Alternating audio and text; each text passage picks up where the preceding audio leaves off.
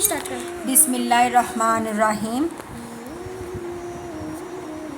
وہ خطبہ میں فرما رہے تھے کہ میں نے رسول اللہ صلی اللہ علیہ وآلہ وسلم کو یہ فرماتے ہوئے سنا کہ جس شخص کے ساتھ اللہ تعالیٰ بھلائی کا ارادہ کرے اسے دین کی سمجھ عنایت فرما دیتا ہے، اور میں تو محض تقسیم کرنے والا ہوں، دینے والا تو اللہ ہی ہے، اور یہ امت ہمیشہ اللہ کے حکم پر قائم رہے گی، اور جو شخص ان کی مخالفت کرے گا انہیں نقصان نہیں پہنچا سکے گا، یہاں تک کہ اللہ کا حکم قیامت آ جائے اور یہ عالم فنا ہو جائے۔ میں عبداللہ بن عمر رضی اللہ عنہ کے ساتھ مدینے تک رہا۔ میں نے اس ایک حدیث کے سوا ان سے رسول اللہ صلی اللہ علیہ وآلہ وسلم کی کوئی اور حدیث نہیں سنی۔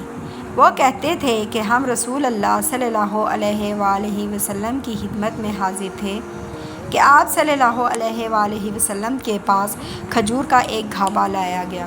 اسے دیکھ کر آپ نے فرمایا کہ درختوں میں ایک درخت ایسا ہے، اس کی مثال مسلمان کی طرح ہے۔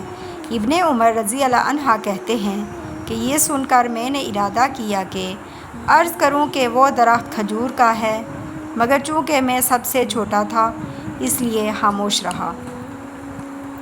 پھر رسول اللہ صلی اللہ علیہ وآلہ وسلم نے خود ہی فرمایا کہ وہ کھجور ہے۔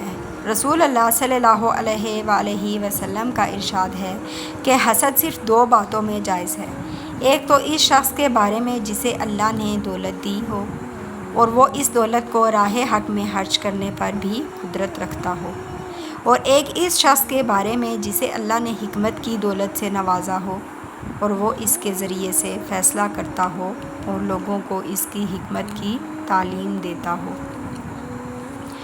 وہ اور حربن قیس بن حسن فزاری حضرت موسیٰ علیہ السلام کے ساتھی کے بارے میں بخشے۔ حضرت ابن عباس رضی اللہ عنہ نے فرمایا کہ وہ خضر علیہ السلام تھے۔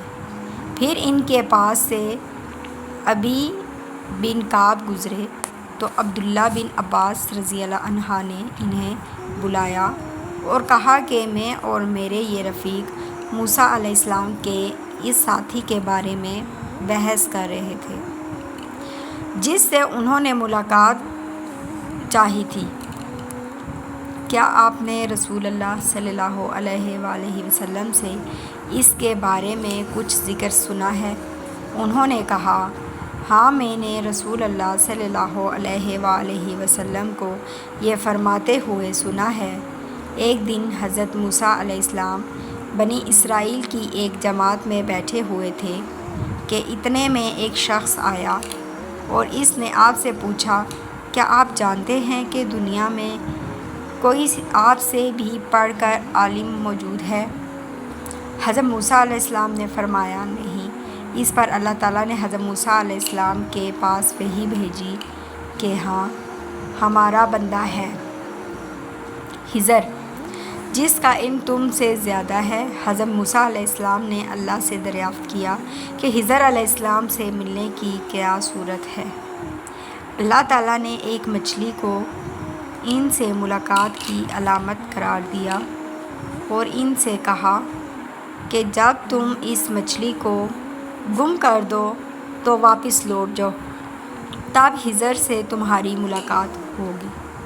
تب موسیٰ علیہ السلام چلے اور دریا میں مچھلی کی علامت تلاش کرتے رہے۔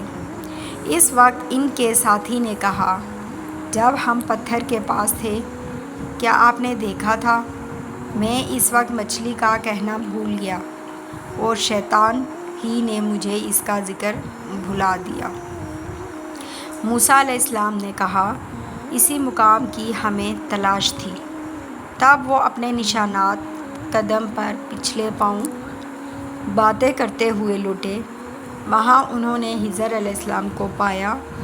پھر ان کا وہی قصہ ہے جو اللہ نے اپنی کتاب قرآن میں بیان کیا ہے۔ ایک مرتبہ رسول اللہ صلی اللہ علیہ وآلہ وسلم نے مجھے سینے سے لگا لیا اور دعا دیتے ہوئے فرمایا کہ اے اللہ، اسے علم کتاب قرآن عطا فرمائیو۔ میں ایک مرتبہ گدھی پر سوار ہو کر چلا اس زمانے میں بلوغ کے قریب تھا۔ رسول اللہ صلی اللہ علیہ وآلہ وسلم مینا میں نماز پڑھ رہے تھے اور آپ کے سامنے دیوار کی آڑ نہ تھی، تو میں بعض صفوں کے سامنے سے گزرا اور گدی کو چھوڑ دیا۔ وہ چرنے لگی جبکہ میں صف میں شامل ہو گیا، مگر کسی نے مجھے اس بات پر ٹوکا نہیں۔ ایک مرتبہ رسول اللہ صلی اللہ علیہ وآلہ وسلم نے ایک ڈول سے منہ میں پانی لے کر میرے چہرے پر کلی فرمائی اور میں اس وقت 5 سال کا تھا۔